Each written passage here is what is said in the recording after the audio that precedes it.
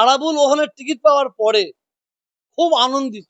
ওখানকার মানুষ বলছে বলছে হুজুর সে বাচ্চা ছেলে মতন কাঁদছে, শওকত মোল্লাকে চেঞ্জ করে দিয়েছে বলে, মানে অকথ্য ভাষায় অভিষেককে গালাগালি করেছে। ওটা শওকত মোল্লার সাজানো। আরাবুল ইসলাম সাহেব ওই জায়গার প্রার্থী হবে, তৃণমূলে শুধু ইউজ করেছে ইউজ করেছে ইউজ করেছে ইউজ করে আর ছিবড়ে হয়ে গেছে, সাইডে সরিয়ে দিয়েছে। জল্পনার অবসান আজকে দেখলাম যে ইন্ডিয়ান সেকুলার ফ্রন্ট আইএসএফ এর পতাকা ধরলেন আরাবুল ইসলাম, কি বলবেন? ওটা তো পলিটিক্যাল ম্যাটার। আরাবুল ইসলাম সাহেব তৃণমূলের পতাকা ধরবে না সিপিএম এর ধরবে না আইএসএফ এর ধরবে, সে তার ব্যাপার। তো আমি আরাবুল ইসলাম সম্পর্কে যতটা জানি, মানে একটা পোড় খাওয়া একটা রাজনীতির নেতা, যে নেতাকে তৃণমূলে শুধু ইউজ করেছে ইউজ করেছে ইউজ করেছে ইউজ করে আর ছিবড়ে হয়ে গেছে, সাইডে সরিয়ে দিয়েছে। সেই আরাবুল ইসলাম আইএসএফ এর হয়ে দাঁড়িয়ে ক্যানিংয়ে দাঁড়াচ্ছে। তো আজকে ওই জালেম, ওই বদমাইশ শওকত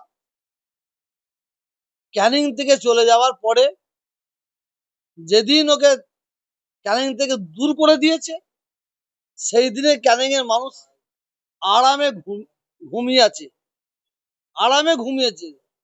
তারা দীর্ঘ নিঃশ্বাস ফেলেছে। আরাবুল ইসলাম সাহেব ওই জায়গার প্রার্থী হবে, জনগণ যাকে ভালো বুঝবে তাকেই ভোট দেবে, এটা আমি মনে করি। এরপরে আর একটা কথা বলতে পারি, যেখানে যে পার্টি যে দলই নেতারা জিতুক, তাদের প্রত্যেককে ভালো কাজ করতে হবে। মানুষকে যে প্রতিশ্রুতি দেবে, মানুষের কাছে যে ওয়াদা করবে, সে ওয়াদাটা যেন পুরা করে। শওকতের মতন তুলাবাজ যদি হয়, শওকতের মতন জালেম যদি হয়, তাহলে সেই মানুষ চিরস্থায়ী হবে না, ও অস্থায়ী ব্যবস্থা। সবচেয়ে বড় জিনিস, আরাবুল ইসলাম সম্পর্কে আমি যতটা জেনেছি, ক্যানিং এর মানুষ আরাবুল ওখানে টিকিট পাওয়ার পরে খুব আনন্দিত। তৃণমূলের দলে দলে মানুষ তারা আরাবুলকে সাপোর্ট করবে বলে আমি মনে করি। কারণ ওখানকার মানুষের, আমি যা বলছি ওখানকার মানুষের বক্তব্য শুরু বলছি, আর আমার নিজস্ব বক্তব্য হচ্ছে, যে পার্টিরই প্রার্থী হোক, সে মানুষকে যে প্রতিশ্রুতি দেবে, সেইভাবে তার প্রতিশ্রুতি রক্ষা করতে হবে। কোন নেতার দ্বারাই কোনো মায়ের কোল খালি হবে না, এই প্রতিশ্রুতি দিতে হবে। কোনো বোন বিধবা হবে না, কোনো বাচ্চা অনাথ হবে না, এই প্রতিশ্রুতি প্রত্যেকে দিতে হবে। আর শওকত কমবাক শয়তানের মতো প্রতিশ্রুতি দিয়ে মানে ক্যানিং ভাঙড়কে ধ্বংস করে দেবে, সেই রকম লোক দরকার নেই বাংলায়। আপনি বলছেন যে ক্যানিং এর মানুষ আরাবুলের সাথে যোগাযোগ করছে, তো শওকত মোল্লাকে ক্যানিং এর টিকিট না দেওয়ায় ক্যানিং এর মানুষ দলে দলে বিভিন্ন জায়গায় বিক্ষোভ করছে, টায়ার পোড়াচ্ছে। আর আপনি বলছেন কি বলছেন? তারা টায়ার পোড়াচ্ছে, যাও না, না আমাদের বহিরাগত প্রার্থী চাই না, আমাদের শওকত মোল্লাকে চাই। ওইটা শওকত সাজানো, ওটা শওকত মোল্লার সাজানো। আমার কাছে যে খবর আছে, জীবনতলায় মনে হয় একটা পার্টি অফিস আছে, ওই পার্টি অফিসে শওকত মোল্লা বাচ্চা ছেলে মতন ঘেউ ঘেউ করে কাঁদছে। কাঁদছে শুধু নয়, শওকত মোল্লাকে চেঞ্জ করে দিয়েছে বলে, মানে অকথ্য ভাষায় অভিষেককে গালাগালি করেছে, মমতা ব্যানার্জিকে গালাগালি করেছে অকথ্য ভাষায়। শওকত মোল্লা, আমি তো নিজে কানে শুনিনি, ওখানকার মানুষ আমাকে বলছে,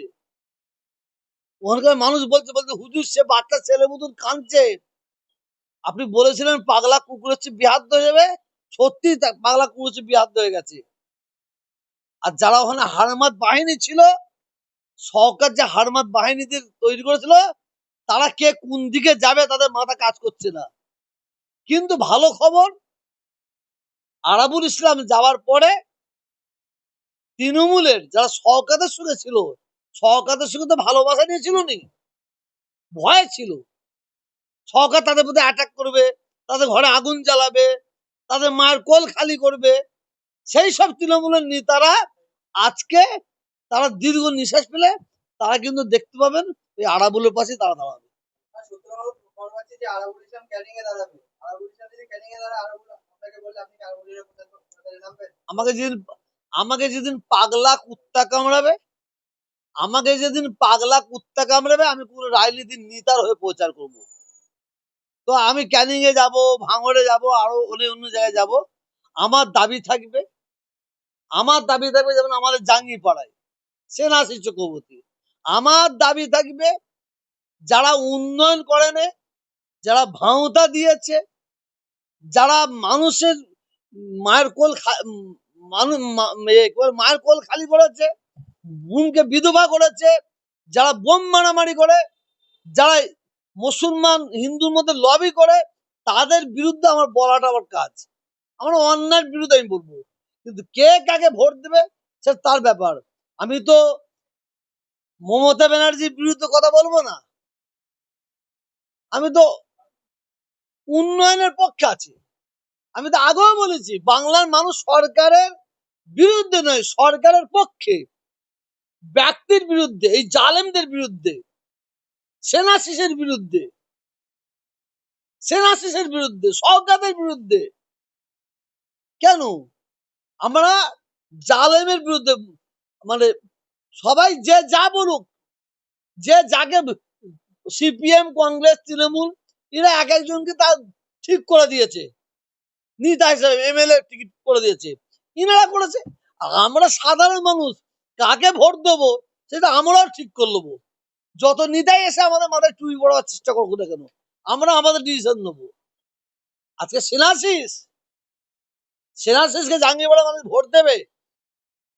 এখন সেনাশিস লোকের পায়ে হাত দিয়ে ভোট চাইবে, কিন্তু লোক ক্ষমা করবে না, কেন সেই সাধারণ মানুষ জানে এ পায়ে হাত দিয়ে ভোটটা নিয়ে 5 বছর আবার আমাদের বুকে লাথি মারবে।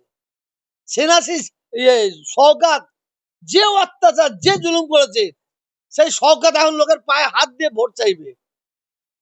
সেই ভাঙড় ক্যানিং এর মানুষ জানে একে যদি আমরা ভোট দিই তাহলে আমাদের কপালে আরো আরো দুঃখ আছে।